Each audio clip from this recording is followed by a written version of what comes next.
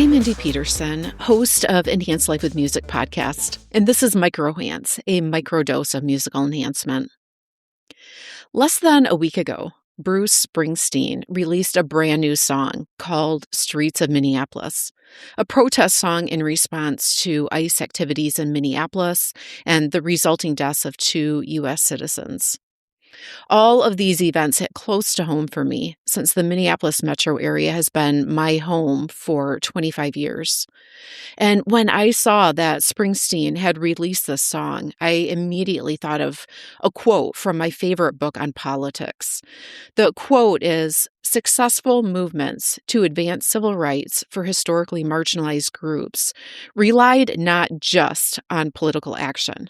Music, culture, art, television, churches, neighborhood groups, and volunteer organizations have played instrumental parts in bringing about change." This is from the book I Think You're Wrong, But I'm Listening by Beth Silvers and Sarah Stewart Holland. Springsteen's new song released on Wednesday, January 28. By Friday morning, January 30th, Streets of Minneapolis occupied the #1 position on the iTunes Top Songs chart, not just in the U.S., but in 19 countries. The song also reached #1 on other international charts. That night, January 30th, Springsteen performed the song in Minneapolis at the iconic First Ave. Regardless of your views on the events taking place in Minneapolis, this song is a prime real-life example of the role music can play and its power in culture and enacting change. A reminder that while politicians and elected officials do have powerful roles, they are not the only channel to bring about change. With Blowin' in the Wind, Bob Dylan posed moral questions that resonated deeply with the civil rights movement and forced listeners to sit with the gap between American ideals and reality. A few years later, Marvin Gaye's What's Going On turned that approach inward. Written from the perspective of a Vietnam veteran returning to a fractured nation, the song was inspired by his own brother's experiences coming home from combat.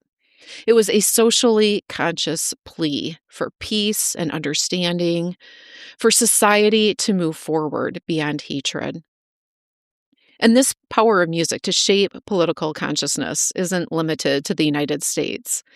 In 1983, U2 released Sunday, Bloody Sunday, a response to the violence of the Troubles in Northern Ireland.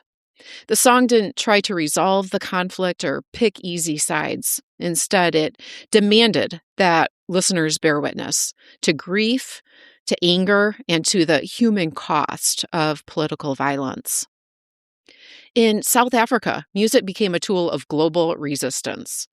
Songs calling for Nelson Mandela's release turned him from a political prisoner into an international symbol, helping sustain worldwide pressure on the apartheid regime.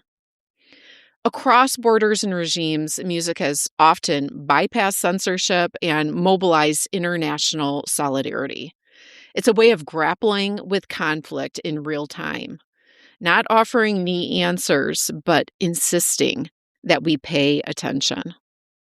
Sometimes protest songs have been so politically charged and effective that governments have tried to silence them outright. Songs have been banned. In parts of the Middle East and North Africa, artists have been arrested, imprisoned, and even tortured for music that called for leadership change. And in many cases, those attempts to suppress the message only made the songs more powerful, spreading them further and deepening their impact. Each of these songs became more than just music. They became cultural touchstones that helped shape public consciousness and move social movements forward. They give voice to collective emotion, capture moments that statistics can't, and help frame social and political discourse in ways speeches alone never could. The next time you hear one of these songs, or any song that makes you think about a social or political issue, pause for a moment Be aware of its impact and appreciate the role music plays in not just reflecting history, but helping shape it by capturing events, putting form to emotions, and igniting conversations that we have long after the song ends. I'm Mindy Peterson, and I hope this inspires you to enhance your life with music.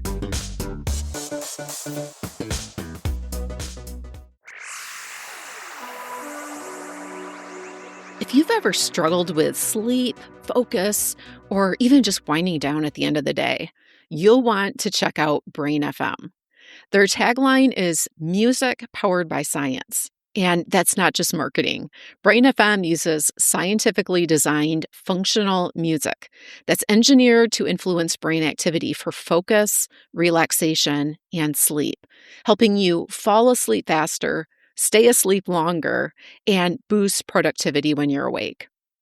Unlike Spotify or YouTube focus playlists or white noise, Brain FM's music is backed by patented audio technology that increases blood flow to brain regions associated with focus and flow state. There's even a specialized feature to support focus for people with ADHD in a non-pharmacological way. Personally, I've been using Brain FM for over a year and absolutely love it.